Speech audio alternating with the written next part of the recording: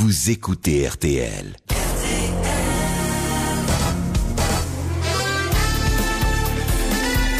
Direction le grand studio d'RTL et les grosses têtes dans la nuit des temps du 4 juin 2001, autour de Philippe Bouvard, Jean-Jacques Perroni, Jacques Maillot, Jean-Pierre Foucault, Francis Perrin et Michel Calabon. Une question de Monsieur Lattré. Quel poète se surnommait-il lui-même le pauvre Lélian? Verlaine. Verlaine. Très bonne réponse de Jean-Jacques Perroni.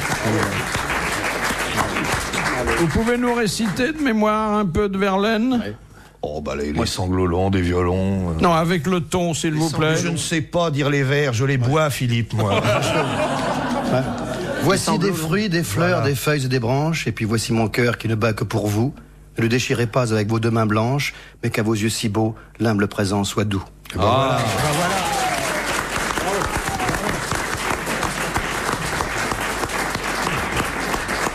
Quand il dit qu'il pense à une femme qui n'est jamais la même, vous vous souvenez pas de ça? C'est très beau, non? Monsieur Michel doit connaître ça. Pas du tout, j'ai aucune culture. Et je ne retiens même pas ce que j'ai dit. Je suis une espèce de petite machine. Non, je connais pas. S'il y a un truc bizarre, oui, il dit que c'est pas la même, mais toujours la même. Enfin, oui. Il encule un peu les mouches, là. Oui. Il enculait pas seulement les mouches. Il vous est arrivé de vous retrouver dans un commissariat, dans le local ad hoc? Oui. Oui. Mais il m'est arrivé pire. Il y a quelques temps, j'avais envie de pisser. J'étais en bagnole avec un ami. Et j'ai envie de pisser, non, Dieu peut pas te... Oh, il me dit, tiens, il y a une porte cochère, là, on était avenue du Maine. Je sors, je vais pisser, il y a 4 bourgs qui me sautent sur le paletot. C'était 4 flics, je pissais le long de la porte cochère du commissariat. J'ai le PV, hein, je peux le prouver. J'ai outrage. Est-ce que ça coûte? Ben, je sais pas, ils m'ont pas rappelé, de toute façon, j'ai dit, je paierai pas, ou alors en liquide, et c'est déjà fait. Alors. C'est pas là. Mais ils m'ont gardé 1 heure, c'est qu'on l'a. Après, j'ai demandé, appelez-moi un taxi, on m'a dit, démerdez-vous. Bon, d'accord. Et t'as pas vu que c'était un commissariat quand Ah non, j'ai pas vu, tu sais, il faisait nuit. L'émotion. Il est quand même très détendu. Il fait pipi sur la porte du commissariat et puis il dit aux flics, appelez-moi un taxi. Au bout d'1 heure, ça avait assez duré quand même. Alors je vous dis toujours, c'est pas un flic qui va faire la loi, merde. Alors que Blondin avait un truc, puis je crois que Gainsbourg faisait pareil, c'est-à-dire que quand il trouvait pas de taxi la nuit, il voyait passer une voiture de flic, il leur faisait pauvre con. Alors les types s'arrêtaient, ils disaient, écoutez, monsieur Blondin, soyez gentil, vous pouvez pas me ramener chez moi? Et hop, et les flics le ramenaient chez lui. C'était très astucieux finalement. Monsieur Michel, est-ce que vous regardez Love Story? Oui. Alors, qu'est-ce que ça vous inspire? Ça m'inspire. C'est très curieux. Pourquoi des types regardent ça? Pour savoir si enfin il va se passer quelque chose. Mais il se passe rien. C'est le suspense. Et il se passe rien. C'est ça qui est génial. Il se passe rien. Et on espère toujours qu'il va se passer quelque chose. Et aussi, ce qui est intéressant, c'est les aigreurs qui commencent à pointer sur chaque individu. Ce qui est l'extraordinaire, c'est que quand quelqu'un est désigné, nominé pour le départ, c'est quand même extraordinaire. Il sait que les types ont voté contre lui ou les filles ont voté contre et sont obligés de converser encore, de continuer. Ah ouais, les derniers moments sont pénibles. derniers moments sont pénibles. Et comment elle s'appelait? Kenzo, c'est son couturier. Kenza, elle a dit, et je me gênerai pas pour dire à chacun d'eux ce que je pense. Ça, je me dégonflerai pas, elle a dit. Vous verrez. Et quand elle est sortie, elle a rien dit, elle a embrassé tout le monde. Et ce qui était ridicule et émouvant à la fois, c'était les pleurs. C'était les pleurs de qui? De Jean-Édouard? Non? Le blond. Il connaît toute la famille, hein? Comment il s'appelle, le blond? Stevie. Tibi, il avait des petits pleurs de lapin. Hein? J'ai jamais vu un lapin qui pleure, mais je crois qu'il regarde, tu sais, quand tu as vu une fois, tu regardes. Comment il pleure? Tu veux regarder le lendemain si c'est aussi con? Mais je crois qu'il aime bien la pine, Stevie, là. Ah, il fait bien. Ah Oh la vache.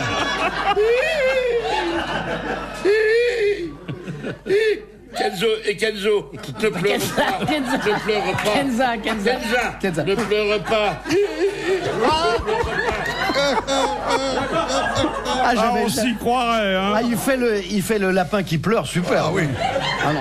C'est vrai qu'il a un peu des yeux rouges de lapin russe. Hein. Ah, c'est... RTL présente Reprise des hostilités, le nouveau spectacle de Régis Maillot. Grâce à Zaya, c'est quand même la première fois qu'on a vu l'équipe de France de foot réussir à jouer collectif sur un petit carré de pelouse. Actuellement au Théâtre du Petit Saint-Martin à Paris. Ça y est, on est dans l'ambiance. Philippe Bouvard sur RTL, 4h, 4h30, les grosses têtes dans la nuit des temps. Madame Daligan vous demande: que se passait-il lorsque Richelieu raccompagnait jusqu'à la porte un visiteur auquel il disait « Je suis votre très humble serviteur ». Et ça veut dire qu'il était fichu, qu'il était exécuté. Il était condamné à être exécuté. Exactement. Il était exécuté dans les heures qui suivaient. C'est une bonne réponse de Francis Perrin. Comment s'est fait appeler Jacob après sa lutte avec l'ange? De la fonte. Oui, voilà. Oh bah voilà. Demande générale. À cause de son petit robinet. Parce qu'avec l'idéal standard, ça marche pas. On n'a rien avec Sally Broyeur. Jacob c'est d'ailleurs indiqué dans la Bible, a changé de nom après. Il s'est fait appeler Michou. Mais non. Après cet épisode très important de son existence. Amanda, non? Non, c'est pas ça.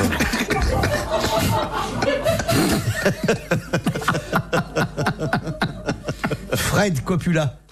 C'est lui qui a eu le hot d'or à Cannes, c'est pour ça. Oui, j'ai vu ça. C'est un pseudonyme, ça, c'est trop beau, ça. C'est très beau. Fred Coppola, fallait le faire. Ah oui. Mais dites donc, j'ai vu les jeunes femmes là qu'on a lorées. Très, très séduisantes. Il y a des bons morceaux. C'était bien. Hein. Il y a des pros et des besogneuses. C'est plaisant, quoi. Je veux dire, là, on se dit, il y a que des feignants sur Terre. C'est pas vrai. C'est pas vrai. Non, ça nous dit pas le pauvre Jacob. Le pauvre Jacob. Il aurait pu se faire appeler. Comment il s'est fait appeler? C'est un prénom qui, aujourd'hui, apparaît dans tous les journaux. Alfred. Non. Jacques. Lionel. Dans les rubriques de politique étrangère, on le voit. Georges. Non, tous les jours. Dick Cheney. Ariel. Non. Hubert. Non. Isaïe. Yasser. Vous avez dit Isaïe, non? Ésaü. Yasser. Isaac Rabin. On se rapproche. Samuel. Non. C'est Sharon, non? Le prénom de Sharon, non? Ariel. Ariel. D'ailleurs, c'est Isaël. Oui. Isabelle. Israël. Israël. C'est Israël. Voilà. Merci de ne l'avoir pas dit tout de suite pour ménager le suspense. Bonne réponse de Michel Galabru et de Jean-Jacques Perroni. bon. Et maintenant, un coup de téléphone qui nous réjouit toujours, c'est celui que nous donne un auditeur, une auditrice. Aujourd'hui, c'est Pauline de Jouvencel qui porte bien son nom puisqu'elle a 18 ans. Bonjour mademoiselle. Bonjour Monsieur Bouvard. Vous n'écoutez pas les grosses têtes depuis qu'elles sont nées, bien sûr, puisque vous ne l'étiez pas vous-même au début. Non, pas du tout. J'ai commencé à écouter ça en fait dans la voiture de mon petit papa. Oui. Et puis un jour, j'ai commencé à rire quand j'ai eu l'âge de comprendre, et puis voilà. Et ça ne vous empêche pas de faire des études brillantes, exigeantes? J'écoute pendant ma pause goûter. Qu'est-ce que vous faites comme études? Je suis en maths sup. Maths sup. Oh là là, ça c'est dur. Hein? Ça c'est dur, mauvais. Hein? Moi, l'urticaire que ça me donnait. Ça. Ouais, mais moi aussi, j'étais nul en maths, mais si j'avais un professeur comme ça me peut-être... Ah oui, à tout de suite. Vous savez que vous avez affaire à quelques cancres chevronnés, hein? Voilà, je voulais juste leur poser une petite question, une petite devinette. Pourquoi peut-on dire que Monsieur Delanoë est l'embrayage de la ville de Paris? C'est un classique, mademoiselle. Moi, un classique. Je ne réponds pas. Mais la cause très bonne. Mademoiselle, on va d'abord vous remercier de nous avoir appelés, ensuite se féliciter d'avoir trouvé l'oreille de la génération qui monte. Vous pourrez nous envoyer une photo, s'il vous plaît. Et ensuite de faire à la fois de brillantes études sans jamais cesser de nous écouter. Ouais. Merci Pauline. Bravo. Encore une qui va se retirer à La Rochelle dans quelques années. Chaque fois qu'on parle dans ces termes de cette dame de La Rochelle, si gentille, si indulgente, c'est une offense qu'on fait à ma personne. J'ai trouvé une groupie, je n'en ai qu'une. Laissez-la vivre en paix, s'il vous plaît. J'en suis pas sûr. Je pense qu'il y en a plusieurs, Philippe. Je crois qu'il y a sa vieille mère aussi. Monsieur Tabar demande qu'est-ce qui figurait comme délit dans le code pénal au siècle dernier et dont il n'est plus fait mention aujourd'hui. Et ça pouvait coûter très cher.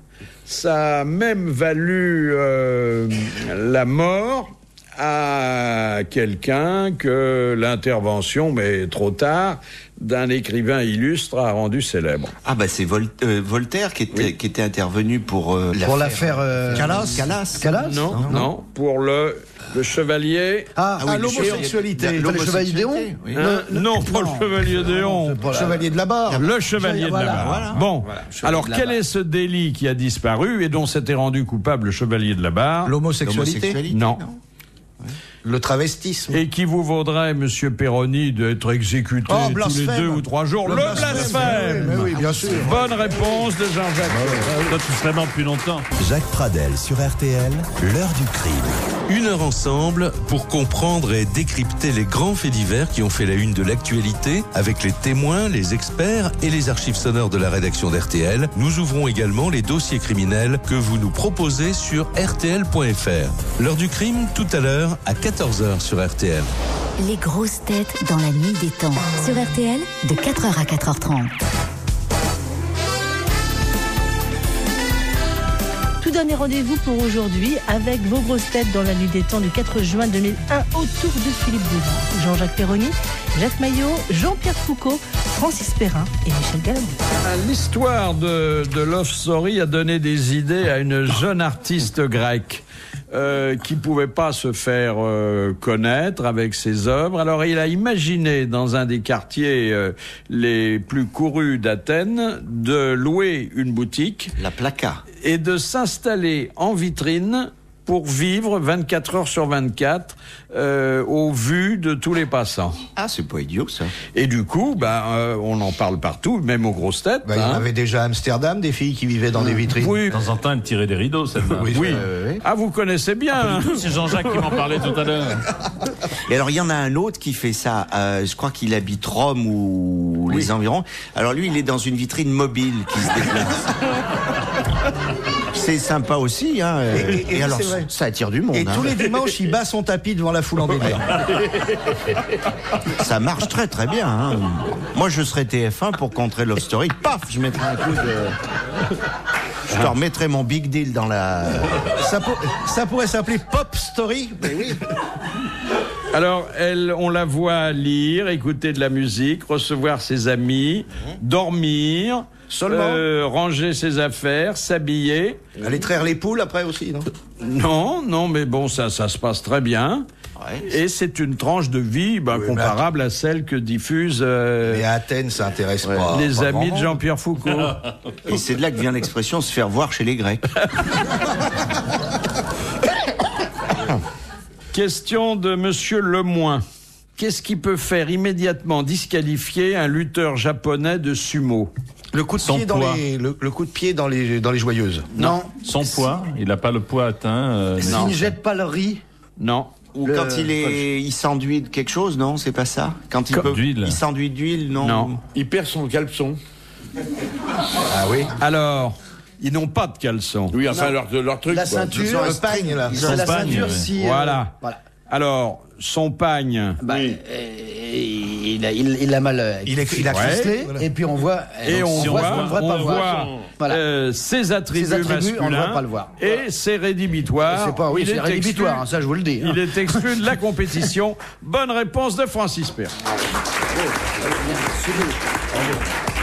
J'avais dit rédhibitoire. Oui, voilà. Oui. Ça, c'est le cas de le dire. Ils sont énormes, mais je ne sais pas si c'est. Il paraît qu'ils se les remontent avant de lutter. Ah ouais?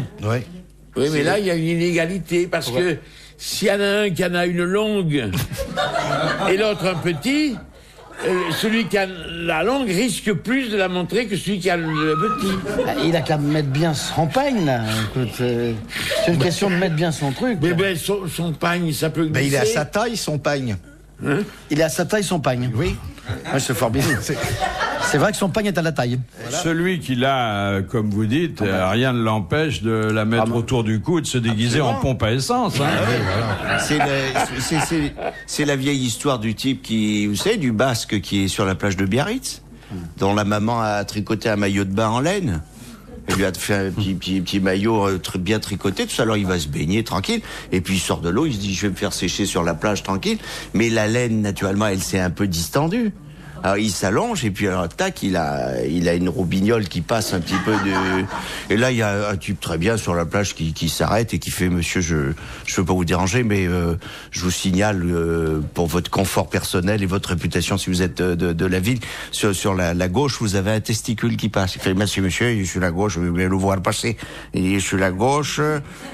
Il suis la gauche, je vois rien passer. Là, au-dessus du rocher de la Vierge, je vois rien. Je suis la gauche, je vois rien. Il dit, doit être une erreur. Il se recouche tranquille. 10 minutes après, le type revient dans l'autre sens. Il fait, monsieur, je m'excuse, mais maintenant, vous êtes sur la droite, un testicule. Oh, il dit, sur la droite.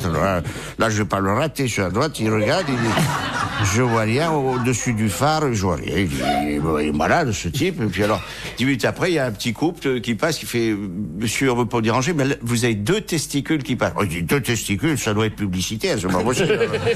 Là, je vois rien qui passe, ça, ils sont complètement abrutis, les gens sur cette plage.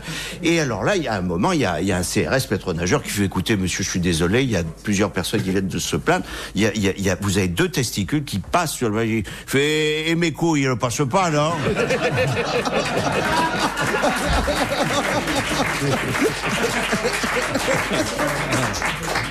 C'est un vieux classique, ça. Hein.